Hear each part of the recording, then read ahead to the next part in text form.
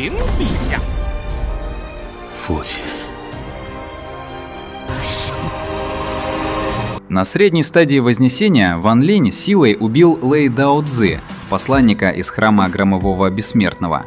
А Ван Пин, после того, как последняя капля обиды в его теле полностью исчезла, превратился в чистую, безупречную душу. Ван Линь поместил его в жемчужину, противостоящую небесам. На этом невероятно трогательная вторая смертная трансформация наконец завершилась.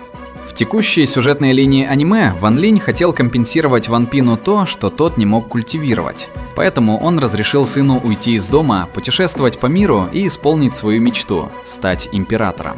Благодаря марионетке, которую дал ему отец, красавице-защитнице Цин И, а главное благодаря громкому имени Ван Линя Сюйму, от которого дрожали окрестные звездные домены, ни один культиватор на планете Раньюнь и в близлежащих регионах не смел вмешиваться. Так, Ван Пин в 27 лет, всего за 35 лет, создал первую империю, которая объединила весь смертный мир планеты Раньюнь. К тому моменту ему уже было 60 лет. Но последняя крупица обиды в его сердце так и не исчезла. Если говорить точно, эта обида происходила из двух глубоких мыслей. Первое – кто его настоящая мать? Второе – почему отец никогда не разрешал ему культивировать? Когда Ван Пин был еще маленьким, он однажды спросил отца о матери. Увидев на лице отца разочарование и молчание, он больше никогда не осмеливался задавать этот вопрос. Теперь, в 62 года, вернувшись домой в ореоле славы, первое, что сделал Ван Пин, задал отцу вопрос, который мучил его всю жизнь. Кто моя мать? Ведь у всех его друзей детства были матери, только он рос один с отцом. Любой на его месте задумался бы. Ван Пин не был исключением. На этот раз Ван Линь не стал скрывать правду.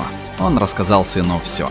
Как он пришел с планеты Алой Птицы, как простой смертный вошел в мир культивации, как встретил Лю Мэй, как попал в звездный домен всех небес и почему в итоге поселился в деревне Падающей Луны. Но когда Ван Пин услышал правду, его словно ударила молния в душу. Он никак не мог принять, что ответ, который он искал больше 60 лет, его растили как младенца обиды. Удар был слишком сильным. А может, ему просто хотелось верить, что отец все это выдумал. На следующий день убитый горем Ван Пин вместе с Цин И покинул город. Они поселились в тихом пограничном городке и начали обычную смертную жизнь. Так прошло 10 спокойных лет. Но беда уже тихо подкрадывалась. Раньше на планете Тысячи Иллюзий Ван Линь выдавал себя за посланника Зала Бессмертных. Эта история в итоге дошла до храма Громовых Бессмертных. Поэтому Лэй Дао Цзы, посланник Грома на уровне царства Инь-Вэй, был отправлен на планету Жань-Юнь для расследования. С его культивацией он никогда не должен был обнаружить Ван Линя, но случайно он наткнулся на обычного смертного – Ван Пина. В критический момент появился Ван Линь. После многих лет смертной трансформации его культивация уже достигла средней стадии Вознесения, а понимание Дао вошло в позднюю стадию Вознесения. С марионеткой и громовым зверем Ван Линь мог сражаться с Лэй Дао Цзы на равных. Но то, что по-настоящему напугало Лэй Дао Цзы, находилось внутри тела Ван Пина. Раньше все произошло слишком быстро, и он не разглядел. Теперь же, присмотревшись, он похолодел.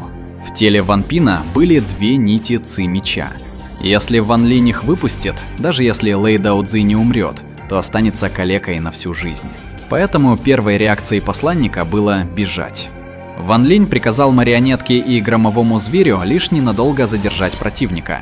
Сам же он остался, чтобы в последний раз попрощаться с сыном. Благодаря словам Лэй Дао Цзы, Ван Пин наконец понял, что отец не лгал.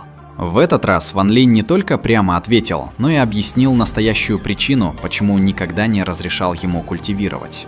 Тело Ван Пина было создано из Ци Меча. Он не только не мог культивировать, ему категорически запрещалось это делать. Стоило попытаться, и он бы полностью исчез. В этот момент Ван Пин наконец все понял. Это всегда было самым большим узлом в его сердце. Он хотел культивировать по очень простой причине. Он просто хотел навсегда остаться рядом с отцом. Раньше Ван Линь не говорил правду, потому что юный Ван Пин не выдержал бы такого удара.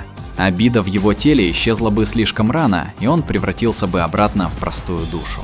Ван Линь хотел дать сыну полноценную жизнь. Именно поэтому Ван Пин все время думал: отец бессмертный, но не дает мне культивировать.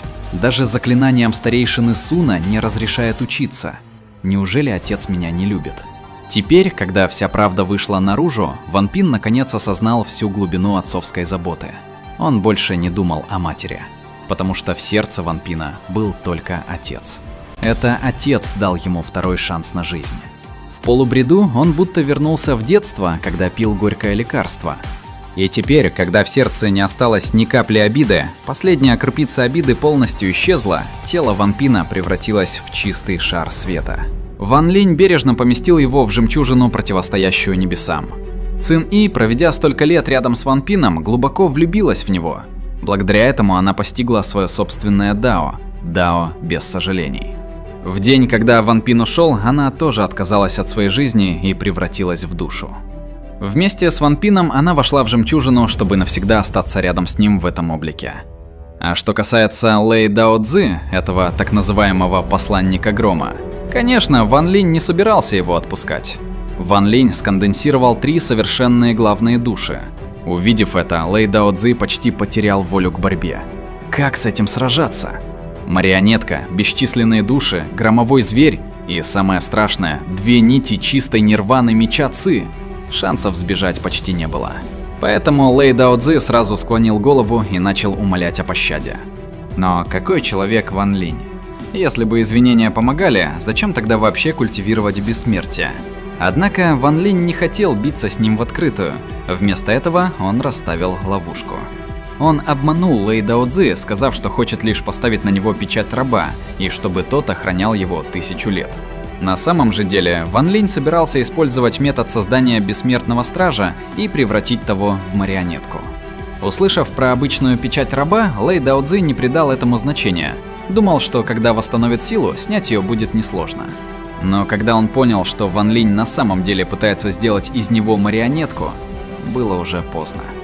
Далее Ван Линь собирается забрать кость Ван Юэ и скоро встретиться с Тан Ланом, человеком, у которого находится странное сокровище. В целом, эта арка одна из самых эмоциональных в истории. Ван Линь сумел дать сыну полноценную смертную жизнь, о которой когда-то мечтал сам. А Ван Пин наконец понял всю глубину отцовской заботы. Отец и сын обрели взаимопонимание, а история получила сильное и трогательное завершение важного этапа. Большое спасибо за просмотр. Подписывайтесь на канал, ставьте лайк и всем пока.